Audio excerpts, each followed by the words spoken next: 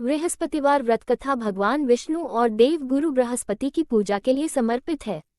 यह व्रत गुरुवार के दिन रखा जाता है, जो भगवान विष्णु और देव गुरु बृहस्पति के लिए शुभ माना जाता है।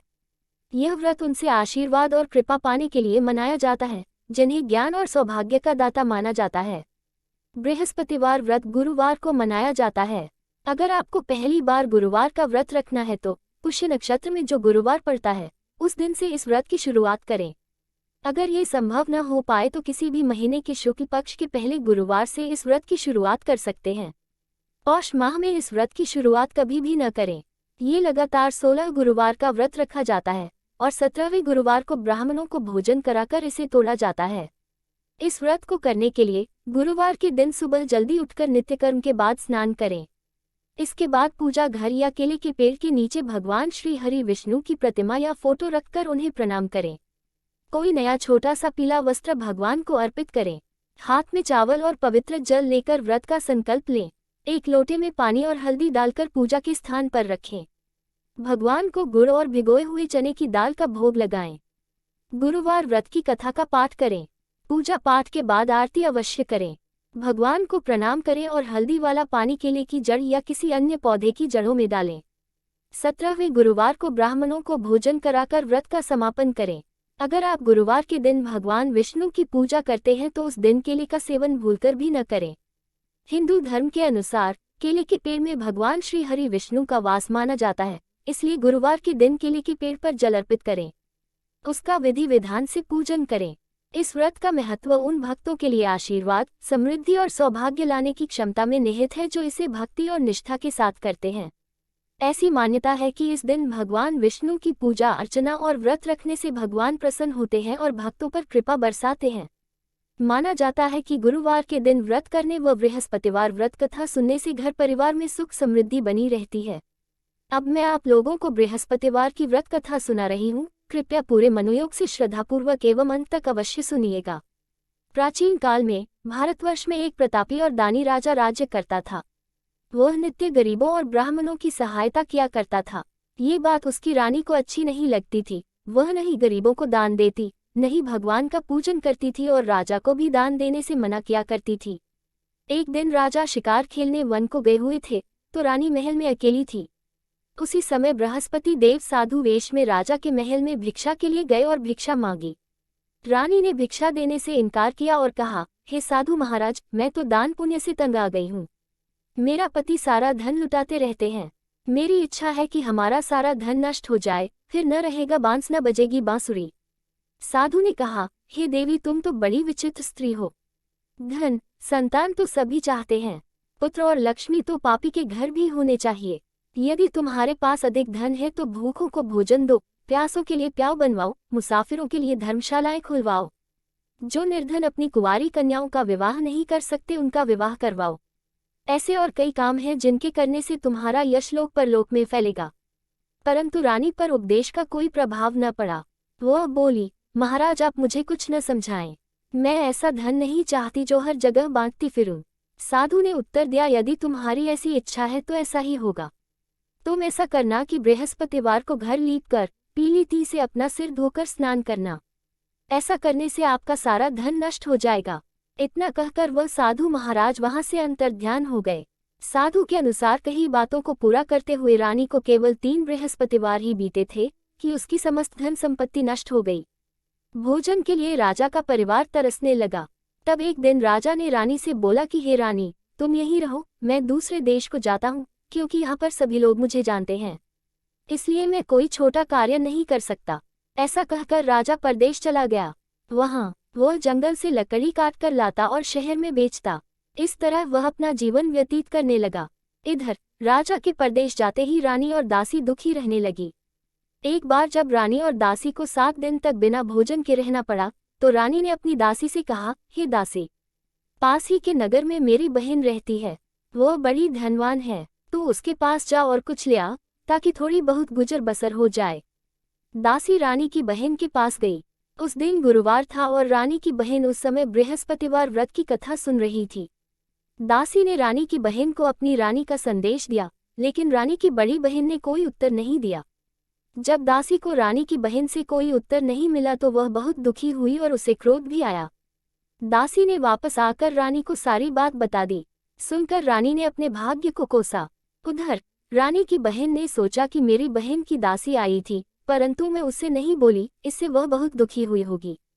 कथा सुनकर और पूजन समाप्त करके वह अपनी बहन के घर आई और कहने लगी, हे बहन, मैं बृहस्पतिवार का व्रत कर रही थी। तुम्हारी दासी मेरे घर आई थी, परंतु जब तक कथा होती है तब तक न तो उठते हैं और न ही बोलते हैं, इसलिए मैं नहीं बोली। कहो दासी क्यों गई थी? रानी बोली, बहन तुमसे क्या छिपाऊं, हमारे घर में खाने तक को अनाज नहीं था। ऐसा कहते कहते रानी की आंखें भर आई। उसने दासी समेत पिछले 7 दिनों से भूखी रहने तक की बात अपनी बहन को विस्तार पूर्वक सुना दी। रानी की बहन बोली, देखो बहन, भगवान बृहस्पतिदेव सबकी मनोकामना को पूर्ण करते हैं। देखो, शायद तुम्हारे घर में अनाज रखा हो। पहले तो रानी को विश्वास नहीं हुआ, पर बहन के आग्रह करने पर उसने अपनी दासी को अंदर भेजा तो उसे सचमुच अनाज से भरा एक घड़ा मिल गया। ये देखकर दासी को बड़ी हैरानी हुई। दासी रानी से कहने लगी, हे रानी, जब हमको भोजन नहीं मिलता तो हम व्रत ही तो करते हैं, इसलिए क्यों न इनसे व्रत और कथा की विधि पूछ ली जाए ताकि हम भी व्रत कर सकें। तब रानी ने अपनी बहन से बृहस्पतिवार व्रत के बारे में पूछा। उसकी बहन ने बताया, बृहस्पतिवार के व्रत में चने की दाल और गुड़ से विष्णु भगवान का केले की जड़ में पूजन करें तथा दीपक जलाएं, व्रत कथा सुने और पीला भोजन ही करें। इससे बृहस्पतिदेव प्रसन्न होते हैं। व्रत और पूजन विधि बताकर रानी की बहन अपने घर को लौट गई। 7 दिन के बाद जब गुरुवार आया तो रानी और दासी ने व्रत रखा। गुड़साल में जाकर चना और गुड़ लेकर आई, फिर उससे केले की जड़ तथा विष्णु भगवान का पूजन किया। अब पीला भोजन कहाँ से आए, इस बात को लेकर दोनों बहुत दुखी थे। चूंकि उन्होंने व्रत रखा था, इसलिए बृहस्पतिदेव उनसे प्रसन्न थे, इसलिए वे एक साधारण व्यक्ति का रूप धारण कर 2 थालों में सुंदर पीला भोजन दासी को दे गए। भोजन पाकर दासी प्रसन्न हुई और फिर रानी के साथ मिलकर भोजन ग्रहण किया। उसके बाद वे सभी गुरुवार को व्रत और पूजन करने लगी। बृहस्पति भगवान की कृपा से उनके पास फिर से धन संपत्ति आ गई, परंतु रानी फिर से पहले की तरह आलस्य करने लगी। तब दासी बोली, देखो रानी, तुम पहले भी इस प्रकार आलस्य करती थी, तुम्हें धन रखने में कष्ट होता था, इस कारण सभी धन नष्ट हो गया, और अब जब भगवान बृहस्पति की कृपा से धन मिला है तो तुम्हें फिर से आलस्य होता है। रानी को समझाते हुए दासी कहती है कि बड़ी मुसीबतों के बाद हमने ये धन पाया है, इसलिए हमें दान पुण्य करना चाहिए, भूखे मनुष्यों को भोजन कराना चाहिए और धन को शुभ कार्यों में खर्च करना चाहिए, जिससे तुम्हारे कुल का यश बढ़ेगा, स्वर्ग की प्राप्ति होगी और पूर्वज लोग प्रसन्न होंगे। दासी की बात मानकर रानी अपना धन शुभ कार्यों में खर्च करने लगी, जिससे पूरे नगर में उसका यश फैलने लगा। उधर एक दिन राजा दुखी होकर जंगल में एक पेड़ के नीचे आसन जमाकर बैठ गया। वह अपनी दशा को याद करके व्याकुल होने लगा। बृहस्पतिवार का दिन था। एकाएक उसने देखा कि निर्जन वन में एक साधु प्रकट हुए। वह साधु वेश में स्वयं बृहस्पति भगवान थे। वे राजा के सामने आकर बोले, हे लकड़हारे, इस सुनसान जंगल में तू चिंता मग्न क्यों बैठा है? लकड़हारे ने दोनों हाथ जोड़कर प्रणाम किया और उत्तर दिया, महात्मा जी, आप सब कुछ जानते हैं, मैं क्या कहूँ? ये कहकर रोने लगा और साधु को अपनी आत्मकथा सुनाई। महात्मा जी ने कहा, तुम्हारी स्त्री ने बृहस्पति के दिन बृहस्पति भगवान का निरादर किया है, जिसके कारण रुष्ट होकर उन्होंने तुम्हारी ये दशा कर दी। अब तुम चिंता को दूर करके मेरे कहने पर चलो तो तुम्हारे सब कष्ट दूर हो जाएंगे और भगवान पहले से भी अधिक संपत्ति देंगे। तुम बृहस्पतिवार के दिन कथा किया करो। 2 पैसे के चने मुनक्का लाकर उसका प्रसाद बनाओ और शुद्ध जल से लोटे में शक्कर मिलाकर अमृत तैयार करो। कथा के पश्चात अपने सारे परिवार और सुनने वाले प्रेमियों में अमृत व प्रसाद बांटकर आप भी ग्रहण करो। ऐसा करने से भगवान तुम्हारी सब मनोकामनाएं पूरी करेंगे। साधु के ऐसे वचन सुनकर लकड़हारा बोला, हे प्रभु, मुझे लकड़ी बेचकर इतना पैसा नहीं मिलता जिससे भोजन के उपरांत कुछ बचा सकूं। मैंने रात्रि में अपनी स्त्री को व्याकुल देखा है, मेरे पास कुछ भी नहीं जिससे मैं उसकी खबर मंगा सकूं। साधु ने कहा, हे लकड़हारे, तुम किसी बात की चिंता मत करो। बृहस्पतिवार के दिन तुम रोजाना की तरह लकड़ियां लेकर शहर को जाओ। तुमको रोज से दुगुना धन प्राप्त होगा, जिससे तुम भली भांति भोजन कर लोगे तथा बृहस्पतिदेव की पूजा का सामान भी आ जाएगा। इतना कहकर साधु अंतर्ध्यान हो गए। धीरे धीरे समय व्यतीत होने पर फिर वही बृहस्पतिवार का दिन आया। लकड़हारा जंगल से लकड़ी काटकर शहर में बेचने गया। उसे उस दिन और दिन से अधिक पैसा मिला। राजा ने चना गुड़ आदि लाकर गुरुवार का व्रत किया। उस दिन से उसके सभी क्लेश दूर हुए, परंतु जब दोबारा गुरुवार का दिन आया तो बृहस्पतिवार का व्रत करना भूल गया। इस कारण बृहस्पति भगवान नाराज हो गए। उस दिन उस नगर के राजा ने विशाल यज्ञ का आयोजन किया तथा शहर में ये घोषणा करा दी कि कोई भी मनुष्य अपने घर में भोजन न बनावे, न आग जलावे, समस्त जनता मेरे यहाँ भोजन करने आवे। इस आज्ञा को जो न मानेगा उसे फांसी की सजा दी जाएगी। इस तरह की घोषणा संपूर्ण नगर में करवा दी गई। राजा की आज्ञानुसार शहर के सभी लोग भोजन करने गए, लेकिन लकड़हारा कुछ देर से पहुंचा, इसलिए राजा उसको अपने साथ घर ले गए और ले जाकर भोजन करा रहे थे तो रानी की दृष्टि उस खूंटी पर पड़ी जिस पर उसका हार लटका हुआ था। वह वहां पर दिखाई नहीं दिया। रानी ने सोचा कि मेरा हार इस मनुष्य ने चुरा लिया है। रानी ने उसी समय सिपाहियों को बुलाकर उसको कारागार में डलवा दिया। जब लकड़हारा कारागार में पड़ गया और बहुत दुखी होकर विचार करने लगा कि न जाने कौन से पूर्व जन्म के कर्म से मुझे ये दुख प्राप्त हुआ है, और उसी साधु को याद करने लगा जो कि जंगल में मिला था। उसी समय तत्काल बृहस्पतिदेव साधु के रूप में प्रकट हुए और उसकी दशा को देखकर कहने लगे, अरे मूर्ख, तूने बृहस्पतिदेव की कथा नहीं करी, इस कारण तुझे दुख प्राप्त हुआ है। अब चिंता मत कर, बृहस्पतिवार के दिन कारागार के दरवाजे पर 4 पैसे पड़े मिलेंगे, उनसे तू बृहस्पतिदेव की पूजा करना, तेरे सभी कष्ट दूर हो जाएंगे। बृहस्पतिवार के दिन उसे 4 पैसे मिले। लकड़हारे ने कथा कही। उसी रात्रि को बृहस्पतिदेव ने उस नगर के राजा को स्वप्न में कहा, हे राजा, तुमने जिस आदमी को कारागार में बंद कर दिया है वह निर्दोष है, वह राजा है, उसे छोड़ देना। रानी का हार उसी खूंटी पर लटका है, अगर तू ऐसा नहीं करेगा तो मैं तेरे राज्य को नष्ट कर दूंगा। इस तरह रात्रि के स्वप्न को देखकर राजा प्रातःकाल उठा और खूंटी पर हार देखकर लकड़हारे को बुलाकर क्षमा मांगी तथा लकड़हारे को योग्य सुंदर वस्त्र आभूषण देकर विदा कर दिया। बृहस्पतिदेव की आज्ञानुसार लकड़हारा अपने नगर को चल दिया। राजा जब अपने नगर के निकट पहुंचा तो उसे बड़ा आश्चर्य हुआ। नगर में पहले से अधिक बाग, तालाब, कुएं तथा बहुत सी धर्मशाला, मंदिर आदि बन गई हैं। राजा ने पूछा, ये किसका बाग और धर्मशाला है? तब नगर के सब लोग कहने लगे, ये सब रानी और बांदी के हैं। तो राजा को आश्चर्य हुआ और गुस्सा भी आया।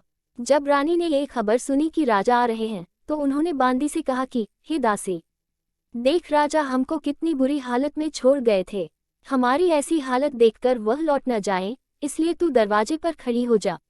आज्ञानुसार दासी दरवाजे पर खड़ी हो गई। राजा आए तो उन्हें अपने साथ लिवा लाए। तब राजा ने क्रोध करके अपनी रानी से पूछा कि यह धन तुम्हें कैसे प्राप्त हुआ है? तब रानी ने कहा, हमें ये सब धन बृहस्पतिदेव के इस व्रत के प्रभाव से प्राप्त हुआ है। राजा ने निश्चय किया कि 7 रोज बाद तो सभी बृहस्पतिदेव का पूजन करते हैं, परंतु मैं प्रतिदिन दिन में 3 बार कहानी तथा रोज व्रत किया करूंगा। अब हर समय राजा के दुपट्टे में चने की दाल बंधी रहती तथा दिन में 3 बार कहानी कहता। एक रोज राजा ने विचार किया कि चलो अपनी बहन के यहाँ हो आवे। इस तरह निश्चय कर राजा घोड़े पर सवार हो अपनी बहन के यहाँ को चलने लगा। मार्ग में उसने देखा कि कुछ आदमी एक मुर्दे को लिए जा रहे हैं। उन्हें रोककर राजा कहने लगा, अरे भाइयों, मेरी बृहस्पतिदेव की कथा सुन लो। वे बोले, लो, हमारा तो आदमी मर गया है, इसको अपनी कथा की पड़ी है। परंतु कुछ आदमी बोले, अच्छा कहो, हम तुम्हारी कथा भी सुनेंगे। राजा ने दाल निकाली और जब कथा आधी हुई थी कि मुर्दा हिलने लग गया, और जब कथा समाप्त हो गई तो राम राम करके वो मुर्दा उठकर खड़ा हो गया। आगे मार्ग में उसे एक किसान खेत में हल चलाता मिला। राजा ने उसे देख और उससे बोले, अरे भैया, तुम मेरी बृहस्पतिवार की कथा सुन लो। किसान बोला, जब तक मैं तेरी कथा सुनूंगा तब तक 4 हरया जोत लूंगा, जा अपनी कथा किसी और को सुनाना। इस तरह राजा आगे चलने लगा। राजा के हत्ते ही बैल पछाड़ खाकर गिर गए तथा किसान के पेट में बड़ी जोर का दर्द होने लगा। उस समय उसकी माँ रोटी लेकर आई। उसने जब ये देखा तो अपने पुत्र से सब हाल पूछा और बेटे ने सभी हाल कह दिया तो बुढ़िया दौड़ी दौड़ी उस घुड़सवार के पास गई और उससे बोली कि मैं तेरी कथा सुनूंगी, तू अपनी कथा मेरे खेत पर चलकर ही कहना। राजा ने बुढ़िया के खेत पर जाकर कथा कही, जिसके सुनते ही वह बैल उठ खड़े हो गए तथा किसान के पेट का दर्द भी गायब हो गया। राजा अपनी बहन के घर पहुंचा। बहन ने भाई की खूब सेवा की। दूसरे रोज प्रातःकाल राजा जगा तो वह देखने लगा कि सब लोग भोजन कर रहे हैं। राजा ने अपनी बहन से कहा, ऐसा कोई मनुष्य है जिसने भोजन नहीं किया हो, मेरी बृहस्पतिवार की कथा सुन ले। बहन बोली, हे भैया, ये देश ऐसा ही है कि पहले यहाँ लोग भोजन करते हैं, बाद में अन्य काम करते हैं। अगर कोई पड़ोस में हो तो देख आऊं। वह ऐसा कहकर देखने चली गई, परंतु उसे कोई ऐसा व्यक्ति नहीं मिला जिसने भोजन न किया हो। अतः वह एक कुम्हार के घर गई जिसका लड़का बीमार था। उसे मालूम हुआ कि उनके यहाँ 3 रोज से किसी ने भोजन नहीं किया है। रानी ने अपने भाई की कथा सुनने के लिए कुम्हार से कहा। वह तैयार हो गया। राजा ने जाकर बृहस्पतिवार की कथा कही, जिसको सुनकर उसका लड़का ठीक हो गया। अब तो राजा की प्रशंसा होने लगी। एक रोज राजा ने अपनी बहन से कहा कि हे बहन, हम अपने घर को जाएंगे, तुम भी तैयार हो जाओ। राजा की बहन ने अपनी सास से कहा। सास ने कहा, हाँ चली जा, परंतु अपने लड़कों को मत ले जाना, क्योंकि तेरे भाई की कोई औलाद नहीं है। बहन ने अपने भैया से कहा, हे भैया, मैं तो चलूंगी पर कोई बालक नहीं जाएगा। राजा बोला, जब कोई बालक नहीं चलेगा तब तुम ही अकेले चलकर क्या करोगी। बड़े दुखी मन से राजा अपने नगर को लौट आया। राजा ने अपनी रानी से कहा, हम निर्वंशी हैं, हमारा मुंह देखने का धर्म नहीं है और कुछ भोजन आदि नहीं किया। रानी बोली, हे प्रभु, बृहस्पति देव ने हमें सब कुछ दिया है, वह हमें औलाद अवश्य देंगे। उसी रात को बृहस्पति देव ने राजा से स्वप्न में कहा, हे राजा उठ, सभी सोच त्याग दे, तेरी रानी गर्भ से है। राजा को यह बात सुनकर बड़ी खुशी हुई। 9वें महीने में उसके गर्भ से एक सुंदर पुत्र पैदा हुआ। तब राजा बोला, हे रानी, स्त्री बिना भोजन के रह सकती है, पर बिना कहे नहीं रह सकती। जब मेरी बहन आवे तुम उससे कुछ कहना मत। रानी ने सुनकर हाँ कर दिया। जब राजा की बहन ने ये शुभ समाचार सुना तो वह बहुत खुश हुई तथा बधाई लेकर अपने भाई के यहाँ आई। तभी रानी ने कहा, घोड़ा चढ़कर तो नहीं आई, गधा चढ़ी आई। राजा की बहन बोली, भाभी, मैं इस प्रकार न कहती तो तुम्हें औलाद कैसे मिलती।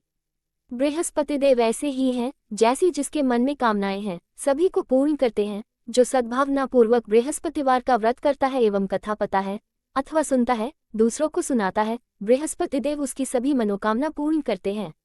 भगवान बृहस्पति देव उसकी सदैव रक्षा करते हैं। संसार में जो मनुष्य सद्भावना से भगवान जी का पूजन व्रत सच्चे हृदय से करते हैं तो उनकी सभी मनोकामनाएं पूर्ण करते हैं। जैसी सच्ची भावना से रानी और राजा ने उनकी कथा का गुणगान किया तो उनकी सभी इच्छाएं बृहस्पति देव जी ने पूर्ण की थीं।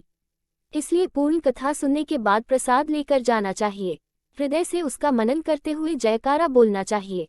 बोलो बृहस्पति देव की जय, भगवान विष्णु जी की जय।